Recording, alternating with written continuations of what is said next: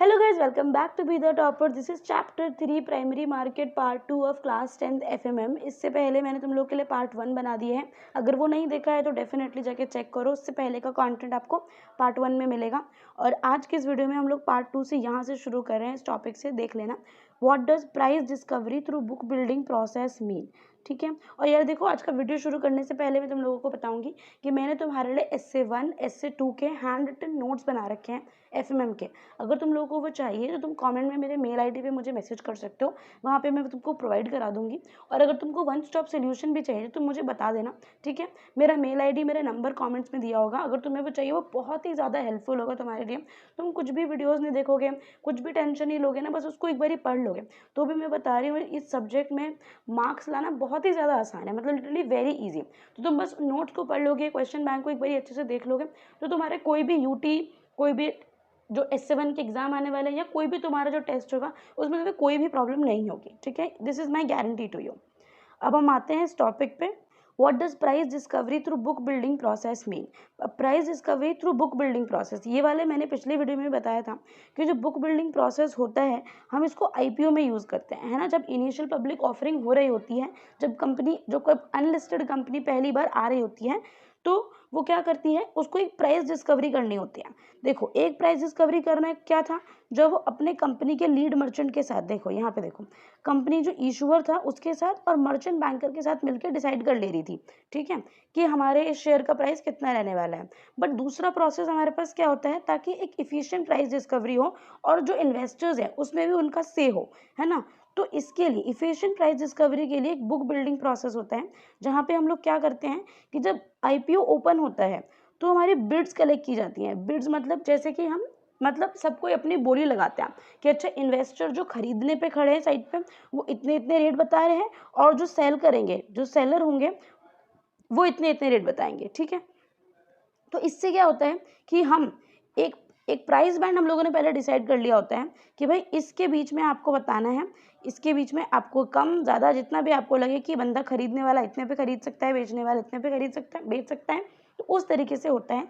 और विच are above, ये देखो यहाँ पे, bids are collected from investors at various prices, अलग अलग प्राइसेस पे जो इन्वेस्टर्स होते हैं वो बताते हैं। जैसे मान लो 200 से 220 का बैंड है हमारे पास, है ना। तो कोई बोलेगा 200, कोई बोलेगा 201, कोई बोलेगा 202, कोई बोलेगा 205, 210, अलग अलग ऑप्शन होंगे। विच आर अबव और equal to the floor price. यहाँ पे क्या होता है कि ये जो फ्लोर प्राइस है, फ्लोर प्राइस मतलब ये जो 200 है ना, ये फ्लोर प्राइस है। जो लोएस्ट प्राइस होगा वो फ्लोर प्राइस होगा। तो या तो यही होना चाहिए या फिर इससे कम होना चाहिए। अब जैसे मैंने आपको प्राइस बैंड ही दिया है 200 रुपये का, तो अब ये नहीं कह सकते ना कि 150 रुपये में मैं तो खरीदूंगा, नहीं, ये गलत हो गया। अगर आपको 200, फ्लोर प्राइस मतलब जो लोएस्ट प्राइस है उसको हम फ्लोर प्राइस बोलते हैं। तो इससे या तो ये होना चाहिए या तो इससे ज़्यादा होना चाहिए। The offer price is determined after the bid closing date. Bids लगाने के लिए आपको 2-3 दिन का टाइम मिलता है, ठीक है, कि इसमें आपको भाई जितने भी बिड्स लगाने हैं आप लगा लो। उसके बाद हम एक कट ऑफ प्राइस पे पहुंचते हैं, जिसको हम लोग आगे भी देखेंगे। हम एक कट ऑफ प्राइस पे पहुंचते हैं, तब ये हमारा जो प्राइस डिस्कवरी है ये अच्छे से हो पाती है, ठीक है। आई होप तो तुम लोगों को ये समझ में आ गया होगा। What is the main difference between offer of shares through book building and offer of shares through normal public issue. यहाँ पे हम लोगों ने देखा कि 2 तरीके से प्राइस डिसाइड हो रहा है। पहला मेथड ये है, दूसरा है हमारे पास बुक बिल्डिंग प्रोसेस का। अब ये पूछ रहा है कि इसके बीच में डिफरेंस क्या है, कि अगर आपको शेयर्स बुक बिल्डिंग से मिले हैं तो उसमें क्या है, और अगर आपने कोई नॉर्मल पब्लिक इशू लिया है तो उसमें डिफरेंस क्या है। कि अगर आप कभी भी बुक बिल्डिंग के प्रोसेस से अपना सिक्योरिटीज अगर आप खरीदोगे तो शुरुआत में आपको प्राइस नहीं पता होगा, ठीक है। आपको बताना है कि अच्छा, आपके हिसाब से आप क्या बिड लगाना चाहते हो, कितने पे खरीदना चाहते हो। बट अगर offer of shares normal public issue की तरह हो रहा है तो आपको प्राइस हमेशा एडवांस में पता होता है, क्योंकि उसने ऑलरेडी बता दिया कि ये जो शेयर है उसका प्राइस 200 रुपये है। तो आपको अगर नॉर्मल पब्लिक इशू के थ्रू शेयर खरीद रहे हो तो आपको एडवांस में पता होगा कि आपके शेयर का प्राइस कितना होगा। और अगर बुक बिल्डिंग से कर रहे हो तो आपको ये बात पहले से पता नहीं होगी, ठीक है। तो ये एक डिफरेंस हो गया कि प्राइस एडवांस में एक जगह पता होता है, दूसरी जगह नहीं पता होता। ये बात हम लोग ऑलरेडी पढ़ चुके हैं कि बुक बिल्डिंग में क्या होता है, जो इन्वेस्टर्स होते हैं या तो फ्लोर प्राइस या फ्लोर प्राइस से ऊपर की बिड लगाते हैं, जो भी एक प्राइस बैंड मिलता है, और उसके बाद शेयर का प्राइस डिसाइड होता है, जिससे कि अलॉटमेंट होती है शेयर्स की, ठीक है। कि जो बुक बिल्डिंग होता है उसमें डिमांड हमको एवरीडे पता चलती रहती है, क्योंकि नए इन्वेस्टर्स आएंगे, नई बिड्स लगाएंगे, तो आपको हर दिन पता चलेगा कि अच्छा कुछ इन्वेस्टर्स इसमें और बढ़ गए, कुछ और बढ़ गए। बट अगर आप नॉर्मल पब्लिक इशू की तरह करोगे तो क्या होगा, आपको एट लास्ट जाके पता चलेगा कि अच्छा इतना स्टॉक था हमारे पास और इतना बिक गया, इतना बचा है, कितनी हमारी डिमांड थी, कितना बिका, कितना बचा, कितना आउटस्टैंडिंग शेयर्स अब हैं। ये सब आपको एट द क्लोज पे पता चलता है कि जब एकदम इशू क्लोज कर रहे हो कि भाई अब हम किसी को नहीं दे रहे, तो पता लग जाएगा अच्छा इतने सारे लोग थे जिन्होंने वो खरीद लिया। बट बुक बिल्डिंग के प्रोसेस में अगर हम देखें तो डिमांड हमको हर दिन बढ़ती जाती है, कम होती रहती है, वो पता लगता रहता है। What is cut off price? देखो, जब बुक बिल्डिंग का प्रोसेस हो रहा होता है तो जो इशूअर होता है उसको हमेशा बोला जाता है कि आप एक प्राइस बैंड दो, एक कोई भी प्राइस बैंड हो गया, ठीक है, या फिर आप कोई फ्लोर प्राइस दे दो, है ना। फ्लोर प्राइस देने का क्या मतलब है कि आपने मिनिमम बता दिया कि भाई मिनिमम मेरा 200 रुपये है, अब या तो आप ये बताओ या फिर इससे ऊपर आपको जितना भी जाना है आप जा सकते हो। तो या तो जो इशूअर होता है उसको एक प्राइस बैंड देना पड़ेगा या फिर एक फ्लोर प्राइस देना पड़ेगा अपने प्रॉस्पेक्टस में, ताकि इन्वेस्टर्स ने अगर प्रॉस्पेक्टस पढ़ा हो तो वो उसके हिसाब से वर्क कर सके। अब यहाँ पे क्या होता है, the actual discovered issue price can be any price in the price band और any price above the floor price. कोई भी प्राइस हो सकता है, फ्लोर प्राइस हो सकता है या फिर उससे ऊपर का हो सकता है। बट जो इशू प्राइस होता है, जो प्राइस डिसाइड हो जाता है कि अच्छा इस वाले प्राइस पे अब जो शेयर्स है वो इशू होने शुरू होंगे, उस प्राइस को हम लोग क्या बोलते हैं, उस प्राइस को हम लोग बोलते हैं कट ऑफ प्राइस। ठीक है, तो आई होप तुम लोगों को ये पता चल गया होगा, मैंने अभी थोड़ी देर पहले भी बताया था। कट ऑफ प्राइस क्या है? Issue price in the case of book building, उसको हम लोग बोलते हैं कट ऑफ प्राइस। ठीक है, the issuer and lead manager decide this after considering the book and the investors apatite for the stock.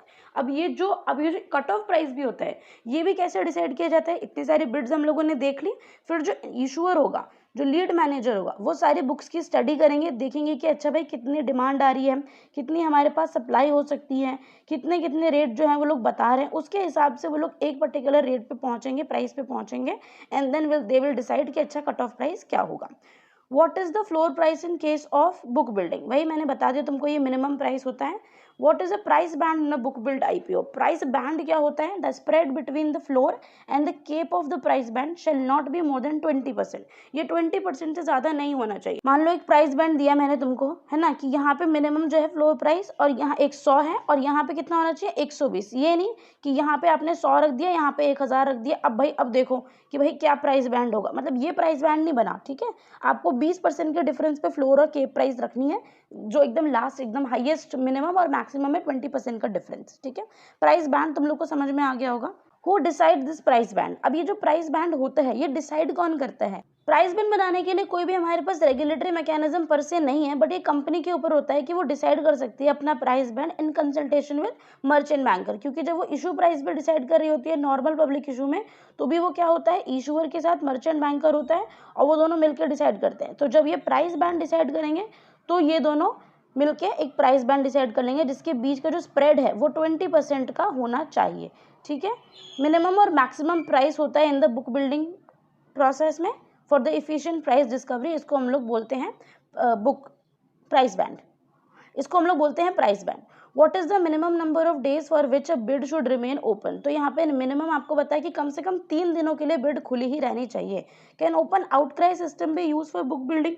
अब देखो, अगर यहाँ पे पूछा है कि ये जो ओपन आउटक्राई सिस्टम है क्या ये बुक बिल्डिंग के लिए यूज हो सकता है, तो पहले तुम्हें ये पता होना चाहिए कि ओपन आउटक्राई सिस्टम होता क्या है। देखो, सेबी एक्ट 1992 के आने से पहले, उसके बाद तो चीज़ें बहुत ही डिजिटलाइज हो गई हैं, है ना, ऑनलाइन चीज़ में आ गई हैं, एक वेबसाइट बन गई हर चीज़ की। बट उससे पहले क्या होता था कि मतलब ऐसे हमारे पास रूम है, कोई बड़ा सा हॉल है, वहाँ पे सब लोग मिलते थे, सेलर बायर, और वो लोग ऐसे चिल्ला चिल्ला के ओपन आउट करे, ओपन में चिल्ला चिल्ला के अपने प्राइस को बताते थे कि अच्छा देखो मेरे पास इतने शेयर्स हैं, मैं इतने रुपये में दूंगा, ऐसा वैसा। तो बुक बिल्डिंग में ऐसा नहीं होता। As per SEBI, only electronically linked transparent facility is allowed to be used in the case of big building। आप सिर्फ इलेक्ट्रॉनिकली लिंक ट्रांसपेरेंट फैसिलिटी का यूज कर सकते हो सेबी के अनुसार। आप ऐसे नहीं कि अच्छा कहीं भी मिले 2-4 लोग और उन्होंने डिसाइड कर लिया, ऐसे बुक बिल्डिंग नहीं होती। Can the individual investor use the book building facility? Of course, जो इंडिविजुअल जैसे आप और मैं जैसे इंडिविजुअल इन्वेस्टर्स हैं, हम लोग भी बुक बिल्डिंग फैसिलिटी में यूज कर सकते हैं अपनी, हम उस तरीके से शेयर खरीद सकते हैं। How does one know if shares are allotted in an IPO offer for sale? अब ये कैसे पता चलता है कि ये जो शेयर है ये आईपीओ में आए थे, जब इसका आईपीओ हुआ था तो ये आए थे, या फिर ये ऑफर फॉर सेल है, मतलब या फिर दोबारा किसी कंपनी ने इशू निकाला, उसको दोबारा कुछ शेयर्स बेचने थे, कैसे पता चलेगा। And what is the time frame for getting refund if shares not allotted, अगर आपको नहीं मिलते हैं शेयर तो आपको कब रिफंड मिलेगा, क्या होगा। एज पर सेबी, यहाँ पे एक एक्ट का नाम दे रखा है issue of capital and disclosure requirements regulation 2009, the basis of allotment should be completed within 8 days from the issue close date. अब जिस दिन भी आपका इशू का क्लोज डेट हुआ है उस दिन से अगर आपको 8 दिनों के अंदर अंदर अलॉटमेंट हो जाती है तो ठीक है, मतलब बेसिस ऑफ अलॉटमेंट कंप्लीट हो जाने चाहिए कि अच्छा जिन जिन बेसिस पे अलॉटमेंट होने वाली है वो सब क्लियर हो जाने चाहिए। ये नहीं है कि अच्छा हम किसे अलॉटमेंट करेंगे, कितना करेंगे, ये हमें समझ में नहीं आ रहा। 8 दिनों के अंदर अंदर जैसे आप बेसिस ऑफ अलॉटमेंट कंप्लीट करोगे, उसके 2 दिन के अंदर जो वर्किंग डेज होंगे उसमें आपको ये डिसाइड कर लेना है, आपको ये पूरा प्रोसेस कंप्लीट कर देना है कि डिटेल्स ऑफ क्रेडिट, जो भी क्रेडिट है, अगर किसी सेलर ने कोई सिक्योरिटी बेची है, ठीक है, तो उसको आप पैसा भेज दो, और अगर कोई बायर है जिसको सिक्योरिटीज चाहिए उसको आप उसके डीमैट अकाउंट में जो सिक्योरिटीज है वो क्रेडिट कर दो, ये होता है। और अगर नहीं हो रहा ऐसा तो रिफंड का प्रोसेस भी शुरू हो जाता है वहीं से ही। So an investor should know in about 11 days time from the closure of issue whether shares are allotted to him और नॉट, मतलब जो भी उसने शेयर खरीदा है 11 दिनों के अंदर अंदर तो उसको डेफिनेटली पता चल जाएगा कि उसको आईपीओ में जो शेयर्स हैं वो अलॉट हुए हैं या नहीं हुए। अगर नहीं होते हैं तो उसके बाद से रिफंड प्रोसेस शुरू हो जाता है। How long does it take to get the shares listed after issue, अगर देखो यहाँ पे आईपीओ में हमको पता था कि एक जो अनलिस्टेड कंपनी होती है वो पहली बार अपने जो शेयर्स होती है वो इशू कर रही होती है, तो उसी के बारे में ये हमसे पूछा है कि कब तक ये जो शेयर्स होते हैं वो लिस्ट हो जाते हैं, कब तक ये शेयर लिस्ट हो जाते हैं। तो इट टेक्स 12 वर्किंग डेज। अब देखो 11 दिनों के अंदर अंदर 11 डेज के अंदर अंदर जो इशू है वो सारा हो जाएगा, तो 12वें दिन तक हमको ये पता लग जाना चाहिए कि भाई ये जो है लिस्ट होगा कि नहीं होगा, ये 12वें दिन तक लिस्ट हो जाना चाहिए after the closure of book build issue, जो भी हो रहा है उसके 12 दिनों के अंदर अंदर आपको पता लग जाएगा। What is the role of a registrar to an issue, अब एक रजिस्ट्रार का एक इशू में क्या रोल होता है ये देखेंगे। होता है तो देखो जो रजिस्ट्रार होता है वो फाइनलाइज करता है एक लिस्ट ऑफ एलिजिबल अलॉटीज। जब हम जब कोई भी कंपनी आईपीओ निकालती है तो बहुत सारे जो इन्वेस्टर्स होते हैं अपनी एप्लीकेशन देते हैं, ठीक है, बट जो रजिस्ट्रार होता है वो देखता है कि कौन कौन से एलिजिबल अलॉटीज हैं और जो इनवैलिड एप्लीकेशंस होती हैं उसको डिलीट कर देता है। ओके, तो यहाँ पर आप देखो यहाँ पर 2 फंक्शन तो उसके वैसे ही पता चल गए, finalises the list of eligible allottees, उसके बाद डिलीटिंग द इनवैलिड एप्लीकेशन, 2 हो गए। वो ये भी इंश्योर करता है कि जो भी कॉर्पोरेट एक्शन कंपनी की तरफ से होना है, जैसे कि कोई भी क्रेडिट ऑफ शेयर्स अगर डीमैट अकाउंट में जाने हैं एप्लीकेंट्स के, तो वो जल्दी से जल्दी हो जाए, और अगर रिफंड भी जाना है तो उसका डिस्पैच हो जाए, ठीक है। तो यहाँ पे देखो यहाँ पे 4 चीजें हम लोगों को पता चल गई हैं। सबसे पहला क्या था, list of eligible allottees final करता है रजिस्ट्रार। दूसरा, अगर कोई इनवैलिड एप्लीकेशन होती है तो उसको डिलीट कर देता है। तीसरा, कंपनी का जो कॉर्पोरेट एक्शन है, अच्छा कॉर्पोरेट एक्शन बेसिकली क्या होता है, कंपनी की तरफ से जो होने वाला एक्शन है, ठीक है, तो वो क्रेडिट ऑफ सिक्योरिटीज है, जो भी जिस बंदे ने सिक्योरिटीज खरीदी है उसने आपको पैसे दिए, तो अब आपकी it's your responsibility to credit securities in his और हर डीमैट अकाउंट, तो आपको उसके डीमैट अकाउंट में सिक्योरिटीज भेजनी है। और अगर जो इनवैलिड एप्लीकेशंस है वहां पे आपको उसका रिफंड करना पड़ेगा कि अच्छा ये वाली एप्लीकेशन इनवैलिड थी, इसको हमने सिक्योरिटीज नहीं दी है, तो आपको रिफंड जो आपको मिलेगा, ठीक है। और ये जो रजिस्ट्रार होता है ये लीड मैनेजर के साथ कोऑर्डिनेट करते हैं दोनों आपस में, और इससे क्या होता है, फ्लो ऑफ एप्लीकेशन निकलती है फ्रॉम कलेक्टिंग बैंक ब्रांचेज। आप देखोगे कि अच्छा बैंक ब्रांच कलेक्ट करो, जो एप्लीकेशन है उसको प्रोसेस करो, और जितना भी काम होता है उसके बाद वो सब अलॉटमेंट फाइनलाइज होता है, डिस्पैच होते हैं सिक्योरिटी सर्टिफिकेट, और अगर रिफंड करना है तो रिफंड हो जाता है। तो ये है रजिस्ट्रार का रोल फंक्शन।